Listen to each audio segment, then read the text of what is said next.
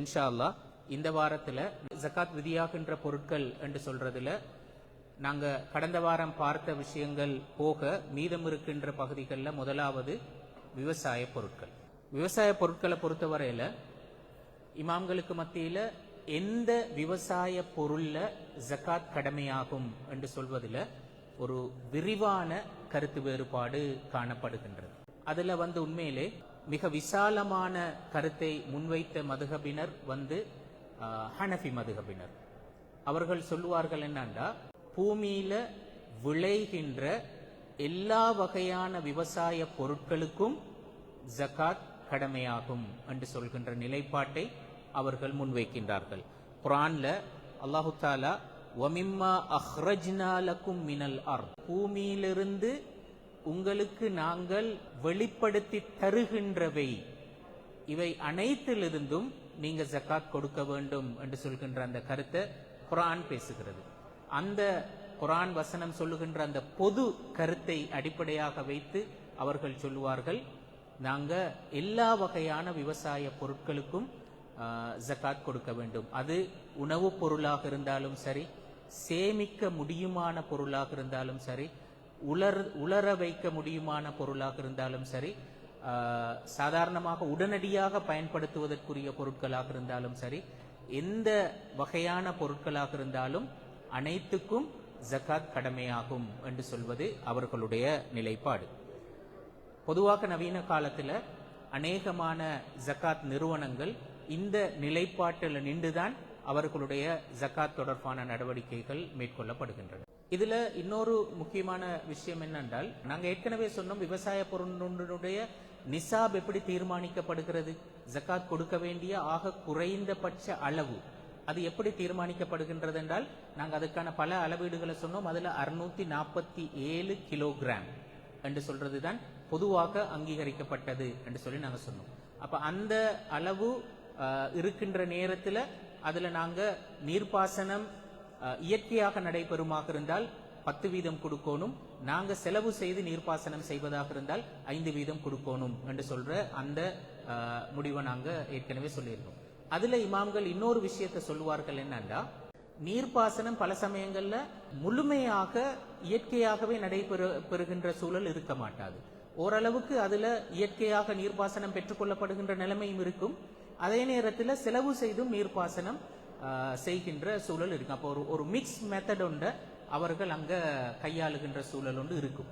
அப்படியான நேரத்தில் நாங்க 10% கொடுக்கிறதா 5% கொடுக்கிறதா என்று சொல்ற ஒரு கேள்வி தோன்ற முடியும். அதற்கு குவைத்தில் இருக்கின்ற பைத்துல் ஜக்காத்தினுடைய ஆய்வின் அடிப்படையில் அவங்க சொல்கின்ற முடிவு, அது ரெண்டுக்கும் நடுவுல நாங்க 7.5% ஜக்காத்தாக கொடுப்பது பொருத்தமானது என்று சொல்ற ஒரு முடிவை அவர்கள் சொல்லி இருக்கிறார்கள். இங்க இன்னொரு கேள்வி ஒன்று வர முடியும் என்னன்னா, எல்லா விவசாய பொருட்களையும் நாங்க நிறை அடிப்படையில பார்க்கலுமா என்று சொல்றோம். இப்ப உதாரணத்துக்கு நாங்க எடுத்தால் தேங்காய், அது ஒரு முக்கியமான விவசாய பொருள். அதை நாங்க நிறை அடிப்படையில பார்க்கலுமா, 647 கிலோகிராம் என்று சொல்றத நாங்க தேங்காயில பார்க்கலுமான்னு சொல்றோம். அடுத்தது இப்ப வாசனை திரவியங்கள், வாசனை திரவியங்கள்ட பெறுமதி அதிகம். அப்ப அதை நிறையில பார்க்கிற நேரத்தில் அது ஒரு சிக்கல் ஒன்று அங்க கொண்டு வருவதற்கான வாய்ப்பு இருக்கிறது. அதே மாதிரி இப்ப இந்த வாழைப்பழம் போன்ற உற்பத்திகளை பொறுத்தவரை அதையும் நாங்க நிறை அடிப்படையில பார்க்கறதுல சிரமம் இருக்கிறது. அப்ப அந்த சந்தர்ப்பத்தில் நாங்க அதை எப்படி கணிப்பிடுவது என்று சொல்ற நேரத்தில் அங்க நவீன கால அறிஞர்கள் குறிப்பாக அதை எப்படி வழங்கப்படுத்துவார்கள் என்னன்னா, நாங்க விவசாய பொருட்கள்ல பிரதானமான விவசாய பொருள் என்று சொல்ற ஒன்று அடையாளம் கண்டு அந்த விவசாய பொருளினுடைய நிறை இப்ப 647 கிலோகிராம் அதனுடைய பெறுமதியை நாங்க கணிப்பிட வேண்டும். இப்ப உதாரணமாக நாங்க இப்ப இலங்கை சூழல் எடுத்தா பிரதானமான விவசாய பொருள் அரிசி. இப்ப அந்த அரிசி 647 கிலோகிராமினுடைய பெறுமதி என்ன, எவ்வளோ அதற்கு அதனுடைய விலை, அது சந்தை விலையை வைத்து நாங்க தீர்மானிக்க வேண்டும். அப்ப அதுலயும் ஆக உயர்ந்த ரக அரிசியும் அல்ல, தாழ்ந்த ரக அரிசியும் அல்ல, ஒரு நடுநிலையான தரத்திலான ஒரு அரிசியை நாங்க தேர்வு செய்து அதனுடைய பெறுமதியை நாங்க கணிப்பிட வேண்டும். அப்ப அந்த பெறுமதிக்கு நிகராக நாங்க அந்த பெறுமதிக்கு எவ்வளவு தேங்காய்கள் அதற்கு நிகரான தொகை வர முடியும், எத்தனை எண்ணிக்கையில வர முடியும் என்று சொல்லி பார்த்து அதுல நாங்க 10% ஜக்காத்தாக கொடுப்போம். அதே போன்றுதான் வாசனை திரவியங்களும் அதே மாதிரி அந்த 647 கிலோகிராம் அரிசியினுடைய விலைக்கு சமானமாக எவ்வளவு வாசனை திரவியங்கள் நாங்கள் கொள்வனவு செய்ய முடியும். அப்ப அந்த அளவு இருந்தால் அதற்கு நாங்க 10% ஜக்காத்தாக கொடுக்கணும். வாழைப்பழத்தை பொறுத்தவரையிலும் அதே முடிவைத்தான் சொன்னார்கள். அப்ப இது அந்த நிறையின் அடிப்படையில் தீர்மானிக்க முடியாத விவசாய பொருட்களை நாங்க எப்படி கையாள்றது என்று சொல்றத பொறுத்த வரையில இங்க இன்னொரு முக்கியமான ஒரு விஷயத்தை இந்த விவசாய பொருட்களை பத்தி பேசுற நேரத்தில் இமாம்கள் சொன்னார்கள் என்னன்னா, நாங்க விவசாய பொருட்களுக்கான நிசாப, அதாவது ஜக்காத் கடமையாவதற்கான குறைந்தபட்ச அளவை கணிப்பிடுகின்ற நேரத்தில் அந்த விவசாய பொருட்கள் நாங்க சாப்பிடுவதற்கு அல்லது பயன்படுத்துவதற்கு தயாரான அந்த நிலையில் இருக்கின்ற நேரத்தில் தான் அதனுடைய நிறைய நாங்க கணிப்பிட வேண்டும். நாங்க இப்ப நெல் விவசாயம் என்று சொல்லி எடுத்தால் அதுல நெல்லினுடைய நிறை 647 கிலோகிராம் இருக்க வேண்டும் என்று சொல்வது அல்ல அங்கு எதிர்பார்க்கிறது. அரிசியினுடைய நிறை 647 கிலோகிராம் இருக்க வேண்டும் என்று சொல்வதுதான் எதிர்பார்க்கிற விஷயம்.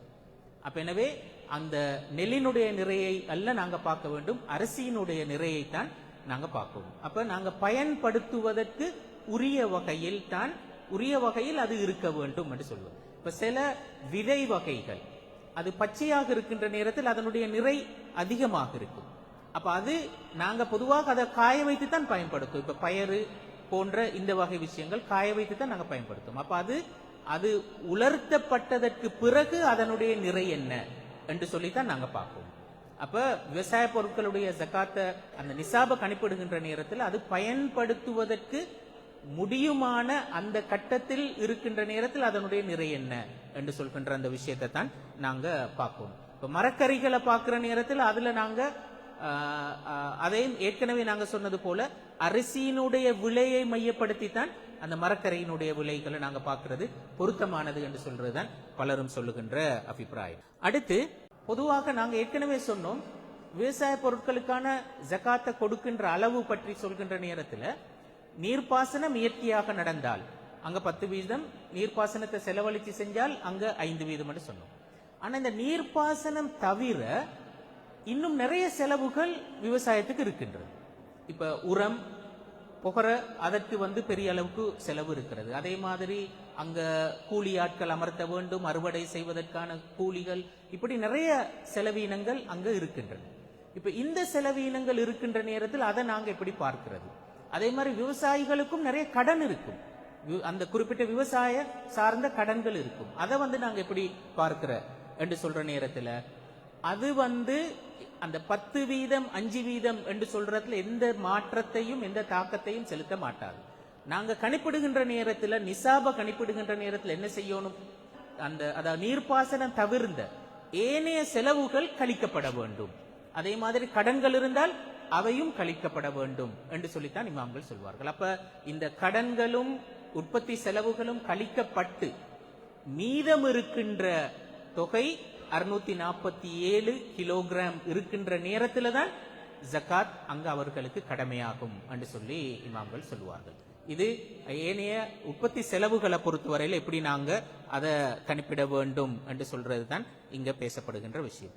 இந்த பின்புலத்தில் தான் இங்க சொல்லப்படுகின்ற இன்னொரு முக்கியமான விஷயம் என்னன்னா, இது நேரடியாக ஹதீஸுகள்ல எங்கேயும் குறிப்பிடப்படாத இப்ப நவீன காலத்தில் இருக்கின்ற நிறைய விவசாய பொருட்கள், விவசாய உற்பத்தி அல்லது அதுக்கு அதனோடு சம்பந்தப்பட்ட விஷயங்கள் இருக்கின்றன. உதாரணமாக தேன் இன்றைக்கு அது ஒரு மிக முக்கியமான ஒரு விளை பொருளாகவும் அதே நேரத்தில் பெரிய அளவுக்கு வியாபாரமாக மாறின ஒரு உற்பத்தியாகவும் அது இருக்கிறது. அப்ப தேனை பொறுத்த வரையில அதனுடைய அந்த ஜக்காத் கணிப்பீட்டை நாங்க எப்படி பார்க்க வேண்டும் என்று சொல்ற நேரத்தில் விவசாய உற்பத்திகளின் அளவை வைத்துத்தான் அதை பார்க்கணும்.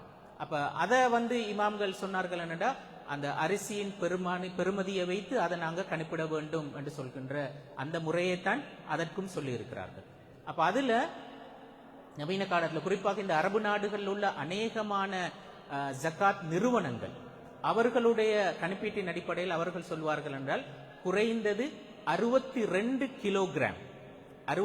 கிலோகிராம் கேன் இருக்கின்ற நேரத்தில் அதுல 10% ஜக்காத்தாக கொடுக்கணும் என்று சொல்கின்ற நிலைப்பாட்டை இந்த அரபுலகத்தில் இருக்கிற அநேகமான ஜக்காத் நிறுவனங்கள் அந்த ஃபத்துவாவை வெளியிட்டு இருக்கின்றார்கள்.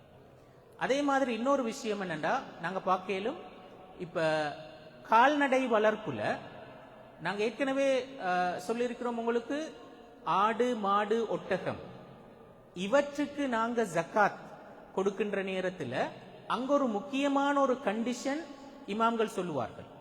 என்ன?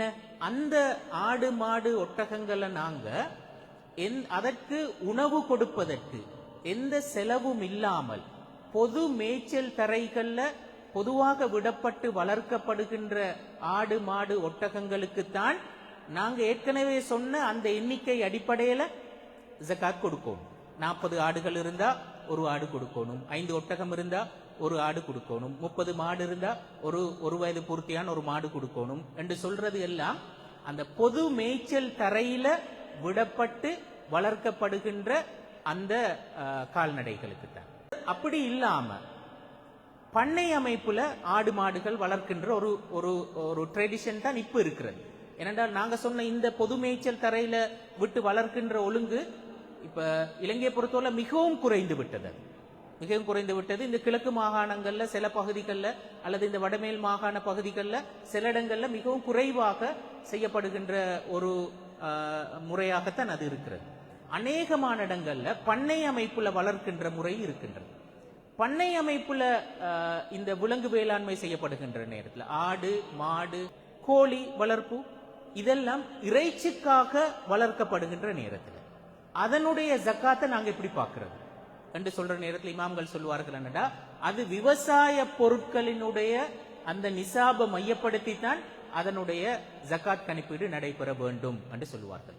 அப்ப அந்த அடிப்படையில நாங்க 647 கிலோகிராம் அரிசியினுடைய விலை, சந்தை விலை எவ்வளவுன்னு பார்த்து அந்த சந்தை விலைக்கு நிகரான கிலோகிராம் கணக்கு இறைச்சி அந்த உயிரினங்கள்ல காணப்படுமாக இருந்தால், ஆடோ மாடோ கோழியோ, அப்படி அதற்கு நிகரான அளவுக்கு காணப்படுமாக இருந்தால் அங்க 10% ஜக்காத்தாக கொடுக்கணும். அதோட காஸ்ட் எல்லாம் கழிக்கப்படணும் என்று சொல்றது தெளிவான விஷயம்.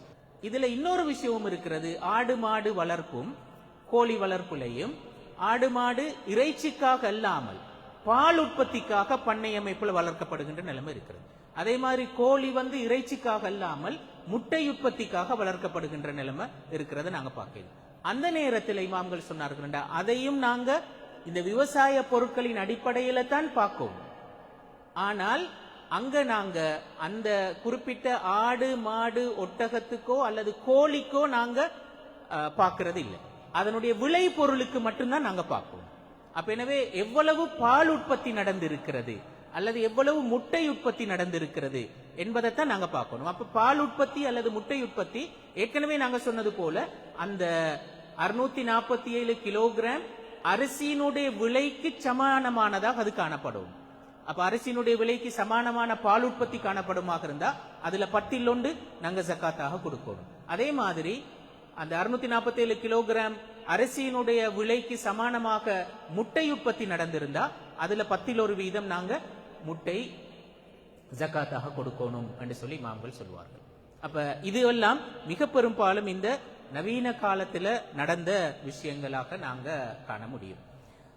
அதுல தொடராக புதையல் சம்பந்தப்பட்டது அந்த கணிப்பீட்டு முறை. புதையல் ஏற்கனவே நாங்க சொன்னது போல அது பூமியிட மேற்பகுதியில கண்டெடுக்கப்பட்டாலும் சரி, பூமியில உள்ளுக்கிருந்து கண்டெடுக்கப்பட்டாலும் சரி, அதுக்கு நிசாப் அளவு ஒன்று இல்லை. அப்படி கண்டெடுக்கப்பட்டா அதுல 20% ஜக்காத்தாக கொடுக்கணும் என்று சொல்லி சொன்னோம். இப்ப இதை கண்டெடுக்கின்றவர் ஒரு முஸ்லிமாக இருந்தாலும் சரி, முஸ்லிம் அல்லாதவராக இருந்தாலும் சரி, ஒரு சிறிய பிள்ளையாக இருந்தாலும் சரி, பெரியாளாக இருந்தாலும் சரி, யாராக இருந்தாலும் அவர் 20% ஜக்காத் கொடுக்க வேண்டும் என்று சொல்வதுதான் பெரும்பாலான இமாம்களுடைய அபிப்பிராயம். குறிப்பாக இந்த விஷயத்துல இந்த புதையல் சம்பந்தப்பட்ட கனிப்பொருட்கள் சம்பந்தப்பட்ட விஷயங்கள்ல விசாலமான நிலைப்பாட்டை கொண்ட மதுஹப் ஹம்பலி மதுஹப். ஹம்பலி மதுஹபினர் இதை பார்ப்பார்கள்டா, இதுல எல்லாருமே அந்த ஜக்காத்துக்கு கடமையானவர்கள் என்று சொல்லி அவர்கள் கருதுவார்கள். இந்த அடிப்படையில இந்த புதையல் என்று சொல்கின்ற இந்த கணிப்பீட்டு முறையை அடிப்படையாக வைத்துத்தான் நவீன காலத்துல மாத்திரமல்ல, உண்மையிலே ஆரம்ப கால இமாம்களும் இதை பேசினார்கள். இந்த பூமிக்குள்ளாலிருந்து நாங்க கண்டெடுக்கின்ற கனிப்பொருட்கள், அப்ப தங்கம் வெள்ளி போன்ற கனிப்பொருட்கள் நாங்க கண்டெடுப்போம். இது போன்ற இரும்பு செம்பு போன்ற நிறைய இது போன்ற தாது பொருட்கள் அங்க கண்டெடுக்கப்பட முடியும். அப்படி கண்டெடுக்கப்படுகின்ற அவற்றுக்கான ஜகாத் எப்படி கொடுக்கப்பட வேண்டும் என்று சொல்கின்ற நேரத்தில் அதுல இமாம்களுக்கு மத்தியில எந்தெந்த பொருட்களுக்கு ஜகாத் கடமையாகும் என்று சொல்றதுல உண்மையிலே கருத்து வேறுபாடு இருக்கிறது. அதுல இப்ப உதாரணத்துக்கு இப்ப ஷாஃபி மதுஹபினர் சொல்லுவார்கள் என்னடா, அப்படி பூமிக்குள்ளிருந்து கண்டெடுக்கப்படுகின்ற தோண்டி அகழ்ந்தெடுக்கப்படுகின்ற தங்கம் வெள்ளிக்கு மட்டும்தான் ஜகாத் கடமையாகும் என்று அவர்கள் சொல்லுவார்கள். ஆனா அதுல ஹம்பலி மதுஹபினர் விசாலமான நிலைப்பாட்டில் இருக்கிறார்கள். என்னண்டா, அவங்க சொல்லுவார்கள் பூமியிலிருந்து அகழ்ந்தெடுக்கப்படுறது மட்டுமல்ல, கடலுக்குள்ளால நாங்க அந்த டைவிங் வைத்து எடுக்கின்ற முத்து பவளம் அந்த அம்பர் போன்ற இந்த வகையான பொருட்களாக இருந்தாலும் சரி, அப்ப அது பூமியிலிருந்து அகழ்ந்தெடுக்கப்படுறதாக இருந்தாலும் சரி, கடல்ல நாங்க முத்து குளித்து எடுக்கிறதாக இருந்தாலும் சரி, அந்த அனைத்துக்கும் நாங்க கட்டாயம் ஜகாத் கொடுக்க வேண்டும். அது திண்ம பொருளாக இருந்தாலும் சரி, திரவ பொருளாக இருந்தாலும் சரி. அதன் அடிப்படையில் கட்டாயமாக பெட்ரோலியம் ஜகாத் கொடுக்கப்பட வேண்டிய ஒன்று என்று சொல்றது ஹம்பலி மதுஹபினுடைய நிலைப்பாடு. ஆனா இதுல ஷாஃபி மதுஹபுடைய நிலைப்பாடு படி பார்த்தா தங்கம் வெள்ளிக்கு மட்டும்தான் நாங்க கொடுப்போம். அப்ப இதுல உண்மையிலே இன்றைய நான் சொன்னது போல எல்லா அந்த ஜகாத் நிறுவனங்களுடைய நிலைப்பாடாக இருக்கிறது இந்த ஹம்பலி மதுஹபினுடைய நிலைப்பாடு தான். ஏனென்றால் அதுதான் விசாலமாக எல்லா விதமான இந்த அகழ்ந்தெடுக்கக்கூடிய தோண்டி எடுக்கக்கூடிய எல்லா விதமான கனிப்பொருட்கள் தாது பொருட்கள் இவற்றுக்கு ஜகாத்த கடமையாக இருக்கிறது. இப்ப இதுல நான் சொன்னேன், இதுல நிசாப் இல்ல, எவ்வளவு இருந்தா ஜகாத் கொடுக்கணும் என்று சொல்ற குறைந்தபட்ச அளவு இவற்றுக்கு கிடையாது. அப்ப அதன் அடிப்படையில் புதையலுக்கு தான் இதை ஒப்பிட்டு இங்க தீர்ப்பு சொல்வார்கள். கொடுக்க வேண்டிய அளவு 20%. ஆனால் இதுல ஒரு கருத்து வேறுபாடு இருக்கிறது. ஷாஃபி மதுஹபினர் சொன்னார்கள் என்னடா, அவங்க தங்கத்துக்கும் வெள்ளிக்கும் இதை ஒப்பிட்டு சொன்னார்கள், இதுக்கு நிசாப் இல்ல, ஆனா கண்டெடுக்கின்ற அளவு அதுல நாங்க 2.5% கொடுத்தால் போதும். என்ன தங்கத்துக்கும் வெள்ளிக்கும் 2.5% தானே கொடுக்கணும், அந்த வகையில 2.5% கொடுத்தா போதும் என்று சொல்றது ஷாஃபி மதுஹபுடைய நிலைப்பாடு. ஆனால் ஹனஃபி மதுஹபினர் சொல்லுவார்கள் இல்ல, அதை நாங்க அந்த புதையல் போன்றே 20% அங்க கொடுக்க வேண்டும் என்று சொல்கின்ற நிலைப்பாட்டை சொல்வார்கள். இதுல மூன்றாவது ஒரு நிலைப்பாட்டை பேசினவர்கள் இருக்கிறார்கள். அதைத்தான் உண்மையிலே நவீன காலத்துல பல ஜகாத் நிறுவனங்கள் பொருத்தமான நிலைப்பாடாக கண்டார்கள். என்ன அந்த நிலைப்பாடு என்று அவங்க சொல்லுவாங்க என்றால், அகழ்ந்தெடுத்தல் என்று சொல்றது இன்றைக்கு ஒரு மிகவும் பெரிய ஒரு காஸ்ட்லி மேட்டர். அது நாங்க பூமியில அகழ்ந்தெடுக்கிறதாக இருந்தாலும் சரி, கடலுக்குள்ள மூழ்கி போய் நாங்க எடுக்கிறதாக இருந்தாலும் சரி, அதுக்கு மிகுந்த செலவீனங்கள் இருக்கின்றன. அப்ப அந்த வகையில அந்த செலவை மையப்படுத்தி தான் நாங்க அந்த முடிவுக்கு வரணும். அது உண்மையிலே மிகுந்த காஸ்ட் இல்லாம அவங்க மிச்சம் லேசாக அதை பெற்றுக்கொள்கிறார்கள் என்று சொல்லி இருந்தா அதற்கு கட்டாயம் 20% ஜகாத்தாக கொடுக்கும். அதுக்கு உண்மையிலே பெரிய அளவு இன்வெஸ்ட் பண்ணி பெரிய அளவுக்கு செலவு செய்து அந்த வேலையை செய்கிறார்கள் என்று இருந்தால் அதற்கு 2.5% ஜகாத் கொடுத்தால் போதுமானது என்று சொல்றது நவீன கால அறிஞர்களுடைய நிலைப்பாடு. இந்த கடல்ல நாங்க பெற்றுக்கொள்கின்ற கனிப்பொருட்களை பத்தி சொன்னோம். கடல்ல இருக்கின்ற இன்னொரு முக்கியமான உற்பத்தி மீனை பொறுத்த வரையில நாங்க எப்படி அதற்குரிய ஜகாத்தை பார்க்கிறது என்று சொல்ற நேரத்தில் அதை உண்மையிலே இந்த விவசாய பொருட்களோடு அதனுடைய கணிப்பீட்டுக்கு உட்பட்டு தான் இந்த மீனுக்கான ஜகாத்தை நாங்க பார்க்கணும் என்று சொல்வார்கள். அப்ப ஏற்கனவே நான் சொன்னது போல 647 கிலோகிராம் அரிசியினுடைய விலையை கணிப்பிட்டு அந்த விலைக்கு நிகராக எவ்வளவு மீன் வாங்கலாம், எத்தனை கிலோ வாங்கலாம் என்று சொல்றதை பார்த்து அந்த அளவு மீன் நாங்க உற்பத்தி நடக்குமாக இருந்தால் அதுல நாங்க 10% ஜகாத்தாக கொடுக்கணும். அதிலேயும் அந்த செலவீனங்கள் அனைத்தும் கழிக்கப்படணும், கடன்கள் இருந்தால் அதுவும் கழிக்கப்படணும் என்று சொல்றதுதான் அதுல நவீன கால அறிஞர்கள் முன்வைச்ச முக்கியமான விஷயம். அப்ப இதனோட நாங்க ஜகாத் கடமையாகின்ற சொத்துக்கள் அல்லது பொருட்கள் இது சம்பந்தமான விஷயத்தை பெரும்பாலும் நாங்க அதில் உள்ள பிரதானமான அம்சங்களை உங்களுக்கு சுருக்கமாக ஷேர் பண்ணி இருக்கின்றோம்.